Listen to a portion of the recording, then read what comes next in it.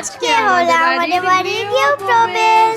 আজকে তোমাদের সাথে একটা স্বপ্ন পূরণের গল্প শেয়ার করি। নিজের একটা বাড়ি, এটাই ছিল আমাদের স্বপ্ন, যা আজ বাস্তব। আর এই স্বপ্নটা পূরণ হয়েছে শুধুমাত্র আমার গপু সোনার জন্য। সত্যি কথা বলতে জীবনে কোনোদিনও ভাবতেই পারিনি এই স্বপ্নটা কোনোদিনও বাস্তবে পরিণত হতে পারে। দিনটা ছিল আমাদের সবার কাছেই খুবই ইমোশনাল, আর এই ইমোশনটা শুধুমাত্র তারাই বুঝতে পারবে যারা আমাদের মতনই খুব কষ্ট করে নিজের একটা বাড়ি তৈরি করে। দেখো আমার গোপাল ভাইরা কি সুন্দর স্নান করে সিংহাসনে বসে পড়েছে।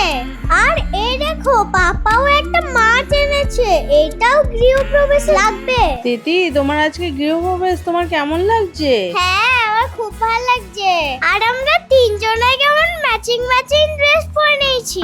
এখানে মা কাকিমা মিলে পুজোর জোগাড় জান্তি সব স্টার্ট করে দিয়েছে। আর মামাই সিংহাসনটা সুন্দর করে সাজিয়ে দিয়েছে। এই যে আমাদের ঠাকুর মশাই এসে গেছে, আর আমাদের গৃহপ্রবেশের পুজোটাও শুরু হয়ে গেছে। দীর্ঘ প্রতীক্ষার পর আজ এই দিনটা আমরা দেখতে পেরেছি।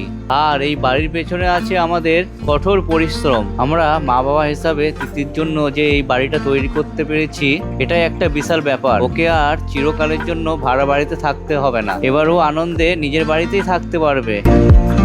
আমার এখন দায়িত্ব পড়েছে এখানে 28টা তুলসী পাতা বেছে রাখতে হবে, যা আমাদের পুজোতে কাজে লাগবে। ওরে বাবা রে, কি ধুয়ো! হ্যাঁ, এই যে এখানে ধুনুচি জ্বলছে, সেই জন্যই সবারই একদম চোখ দিয়ে জল বেরিয়ে যাচ্ছে। দিনটা এমনিতেই ছিল ইমোশনাল, আর এই ধুনুচির জ্বালাতে আরো বেশি কান্না চলে আসছে। নিজের বাড়ির গৃহপ্রবেশের পুজো করার আনন্দটাই একটা অন্যরকম। বাবারে, আর কতক্ষণ ধরে পুজো হবে মাম্মা? দাঁড়াও, এটা তো গৃহপ্রবেশের পুজো, একটু টাইম তো লাগবে। এই দেখো এখন যজ্ঞ হবে, তার জন্যই ইট আর বালি দিয়ে সাজানো হচ্ছে। গৃহপ্রবেশের পুজোতে এটা খুবই ইম্পর্টেন্ট। কেন, তোমার ভালো লাগছে না? হ্যাঁ, আমার খুব ভালো লাগছে, তবে একটু খিদে পেয়ে গেছে। ও, গৃহপ্রবেশের এত কিছু মেনু দেখে তোমার খিদে পেয়ে গেছে? দেখো দিদি, এটা হলো দুধ উতলানোর নিয়ম, এটা খুবই শুভ।